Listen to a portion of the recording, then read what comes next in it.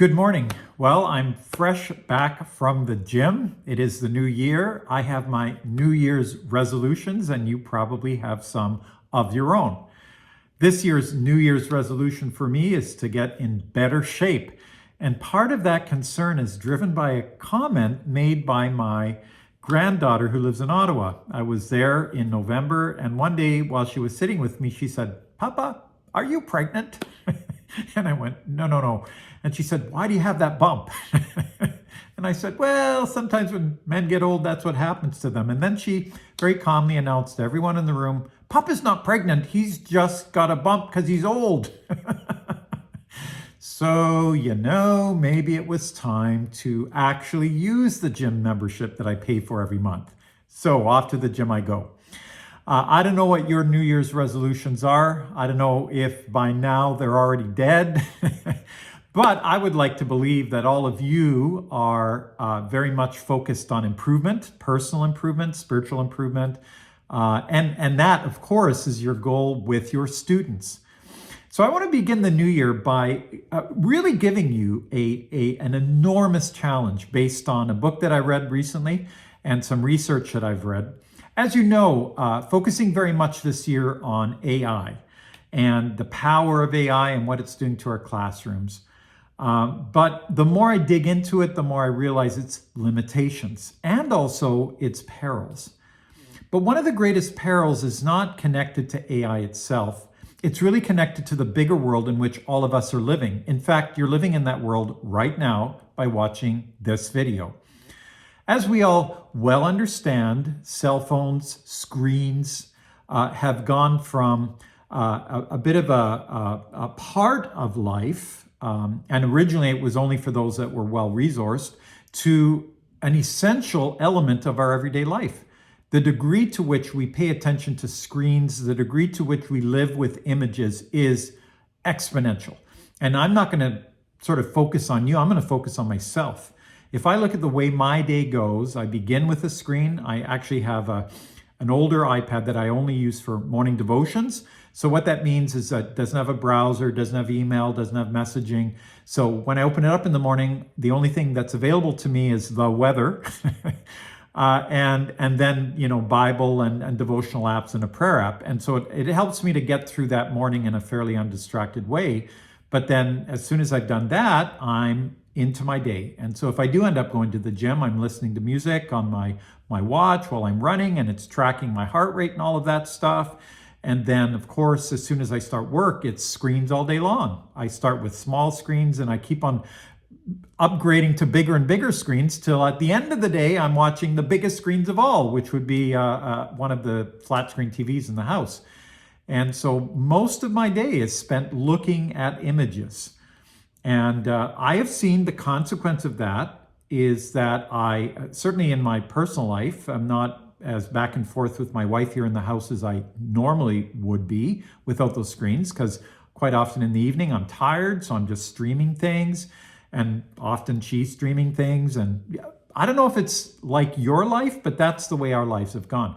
And here's the thing, it's creeped up on us.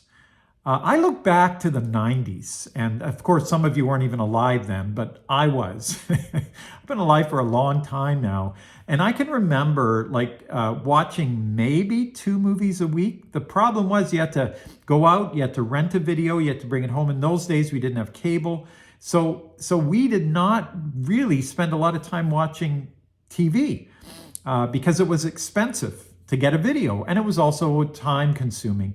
So in the evenings, in the 90s and in the 80s, we were dealing with looking after kids, we were dealing with reading, talking, having people over, but very little of our time was spent in front of a screen. Well, that's not the reality today for most of us. And so this is my big challenge for you. I don't in any way believe that we can stop using screens. That's just not going to happen. We need them. I can't board a plane without my phone, et cetera, et cetera, et cetera. So this is not a be a Luddite and, burn everything down and run into the forest type thing. Because that some of you might want to do that, but the reality is it's not going to happen. But what I do want to challenge you to think about is the degree to which you're living in the virtual world. Like how much of your life is focused on an inside world, not an outside world?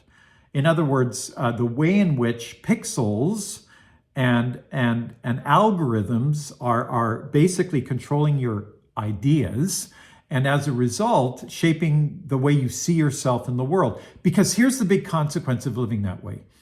The more you live on the inside and the less you live on the outside, the more likely it is for you to get views of yourself, views of others, views of the world that are completely out of step with the real world, that if you lived regularly in the real world, you would reject very quickly. And that might seem a little cryptic to you, but I guarantee in February I'll explain it in much greater detail. On a specific practical note, though, I want to really encourage you to maybe look at how much time you spend in front of your screens, how little time you might be spending with the people in your life, your children, your spouse, your friends, whoever's in your life. And I would try to make some small changes this year, not a big giant thing, because that doesn't tend to work. Like, here's the deal. Research on habit forming tells us that big changes usually fail and then actually make us worse off. So if you're going to say, I'm going to lose 50 pounds, you're probably not. But if you decide, I'm going to lose 5 pounds this month, you might get there. Same thing with screen time. To say, that's it, I'm throwing it all out. No, not going to work. But maybe, just maybe, you carve out half an hour a day that you're currently spending in front of a screen and decide that for that half hour, you're going to actually talk to the people in your house, and they're also going to put their screen time down. It might be over the supper table. I don't know. But my point is, if you make small changes, it will eventually lead to big changes, because habit research shows that the biggest changes in our lives are a product of making small changes. So small changes over time build into a big change. It's like that whole idea of a ray, right? If a ray is just moved like a little bit off of its trajectory, actually in the long term, it ends up in a very different place. Well, that's the same thing with your life.